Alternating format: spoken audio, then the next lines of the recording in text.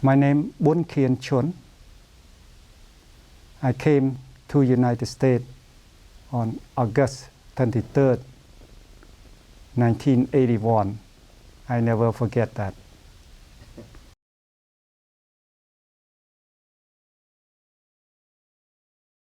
I'm from Cambodia. My name Bunkhean Chhun. And the special memory, this is when I was young. That's the evening, every evening we eat together. We eat supper together. And we never miss that supper together. That's really important. And I never get back to that time at all. It's just that in the past that I miss a lot. My wife was a widow and raised 5 kids, and that's a tough life for us. But again, together at supper time is very important, and that's the memory that I always cherish in my heart.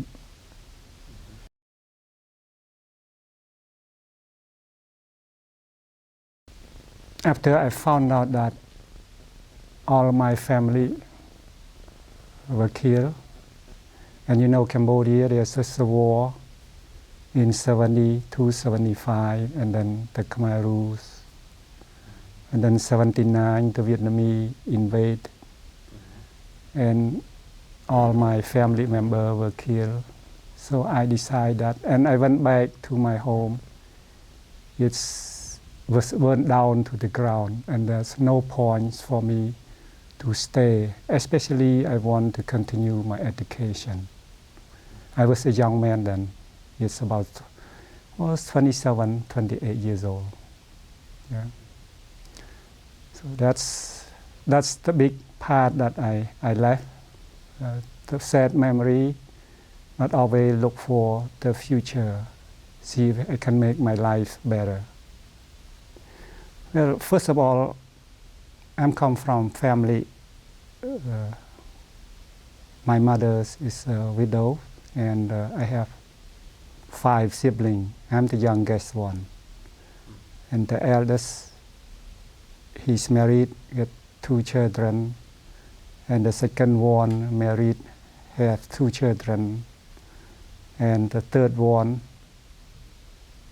married, have 1 child, and then the fourth one married and 2 children. So I'm the only one that was single. But during that time, during the war, people were spread all over. And I went to study in Phnom Penh. And then when the war was over, I tried to get back home, but they were forced to evacuate it to the remote area, so I couldn't find them. But after the Khmer rule came, about 3 or 4 years, then the Vietnamese took over. Then I went around to find a family. I found out that they all were killed. And I went to see my home, and it was burned down to the ground. And for me, I have to find a way to get out of it's my home, but nobody that I can share my time together. And in my head, I say, well, I need to go forward to go west. That's why I escaped from Phnom Penh to Pusat, and then from Pusat to the border. And when I escaped, to the border, Cambodian-Thai. And when I start escaping, I will bike. And then to the Battambang. After that, we walk all the way to the border, Cambodian-Thai border. How far is that? Uh, we walk without counting all the time there, but the time we walk is starting from 5 p.m. all the way to maybe about 7 a.m. So you walk overnight, Walk all night, yeah. How many days? Yeah, probably about 12 or 14 hours. That's about it. So Okay. we start with the evening, 5 p.m. all the way to 7 a.m. the next day. And then we just trying to find way to live in the border camp. Then in 1979, they opened Khao camp. That's what I moved into Khao camp and stay there and work for a relief agency and all the way until I came to United States in 1981, August 23rd, 1981. Okay. Yeah, Cambodia is my home, is my native country, my native home. When I came over here, I was by myself. Then I got married in 1982. And during that time, we try our best to survive. Yeah, we both work. How old were you when you got here? Now it's, at that time it's 27, 28 years old. Yeah. So I went back to school and then I got a degree in teaching. Now I'm retiree. I have 4 children. And I found out that Minnesota is my home sweet home. After we raised and all the children were born and we raised them, now they are grown up and it is my home sweet home.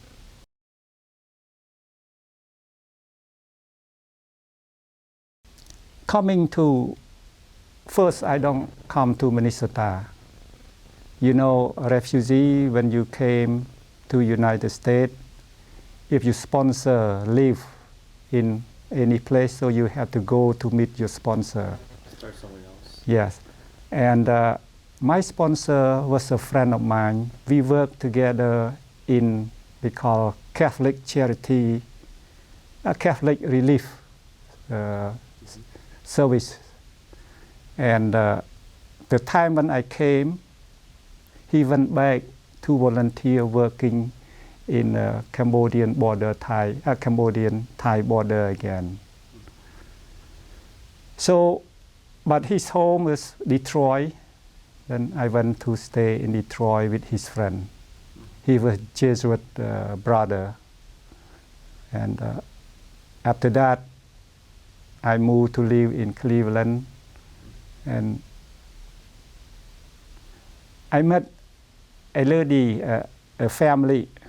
That's the story is a little bit long, but during Khmer Rouge, we were forced to evacuate it to a remote place. It's called Kla Kropu.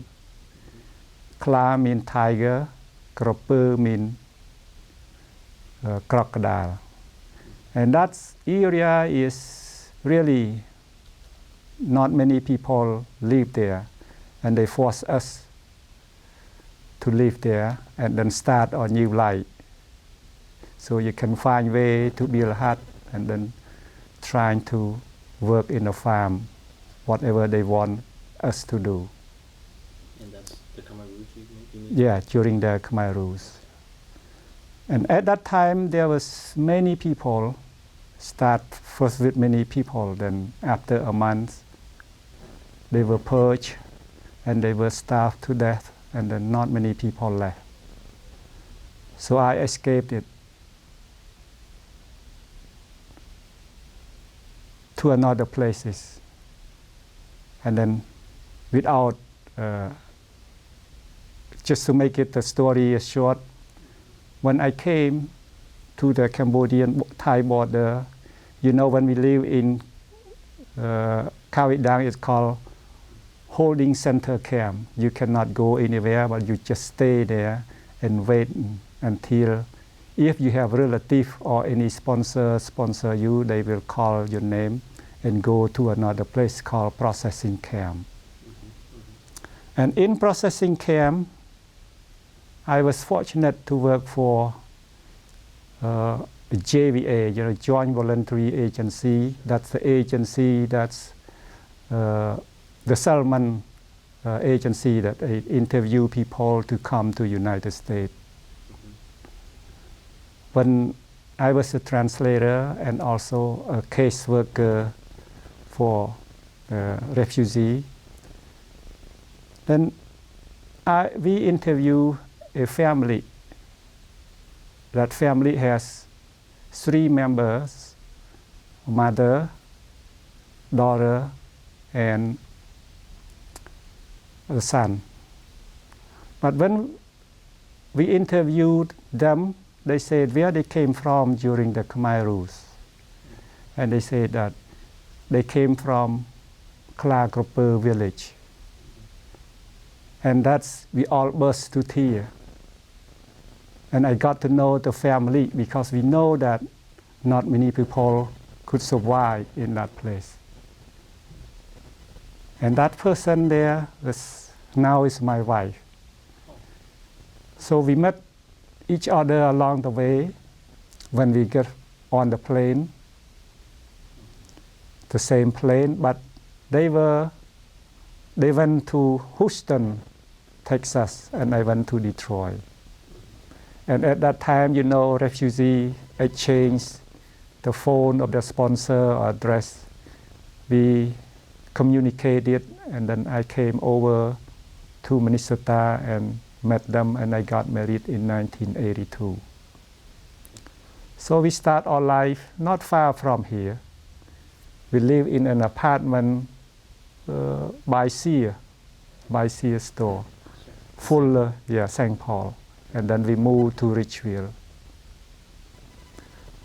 So that's our life in Minnesota. And Minnesota is a great place for us.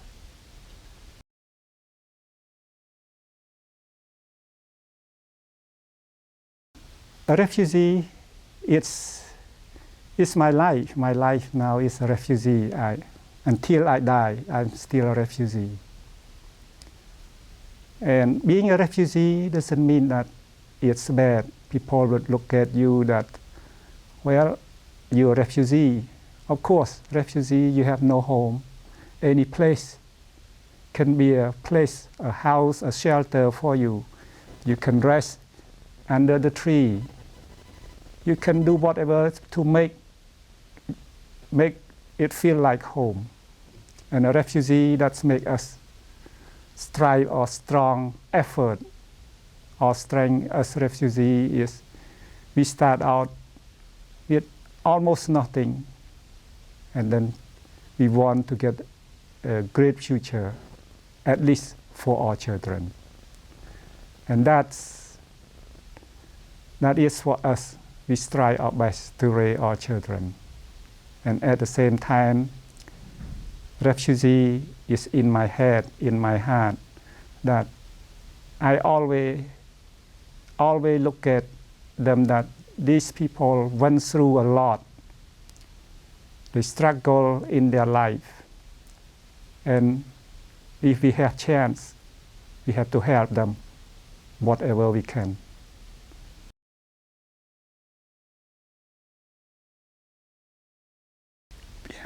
When I first came to Minnesota, you can tell that at that time not many people. That's in 1982 here. I got married in Minnesota, in St. Paul. And not many people, but now we can see all, especially just Southeast Asian, Cambodian, Hmong, Lao, Vietnamese, and now we have Tibet, we have Somali, we have many more ethnic groups. But for me, Minnesota is a great place to live. It is home sweet home for me.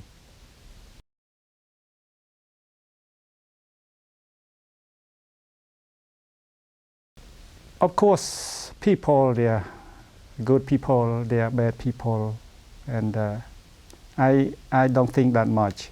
But most important thing here, a lot of people help me, and they, under no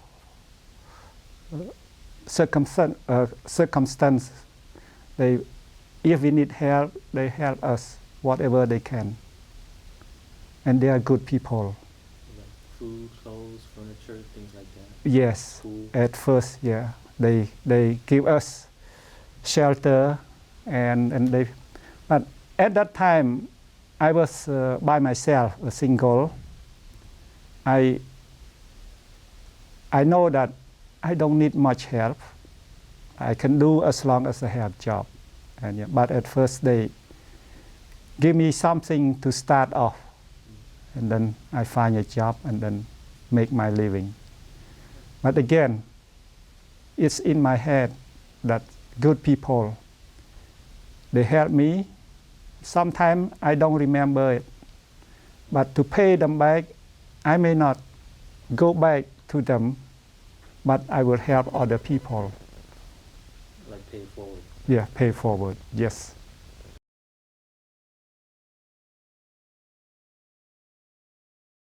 I think Minnesotans do more than enough. Yeah. They can do more, but again, the hospitality of Minnesotans have shown us over the years, it's been great, and they welcome us with their arms open, and I remember that, and that's make my life easier. Think about all the positive things that happen in your life.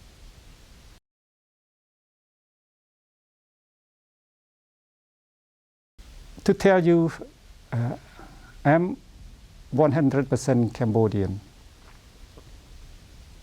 In 2002, I had liver transplant. And to say that I'm not 100% Cambodian, it's just without with the liver, probably about 90% Cambodian, and the donor, she is Sweden and German. So 10%, about 10% Sweden and German. Yes. I told you this, it's just something that really, I'm a Minnesotan. It's nobody can take that away from me. And because all the good things that's happened to us, the good people that help us. So I had second chance. Some people say that, well, my second chance when after I survive from Khmer rules, this is my third chance. So the donor, really, Minnesotan, they do so much to help. And I always enjoy living in Minnesota. And I went to many states. To tell you the truth, Minnesota people are more polite and more welcome you. Even you have you are Asian like, but still they consider that, yeah, we are Minnesotan. Minnesota nice. Yes, yeah. Except the weather sometimes.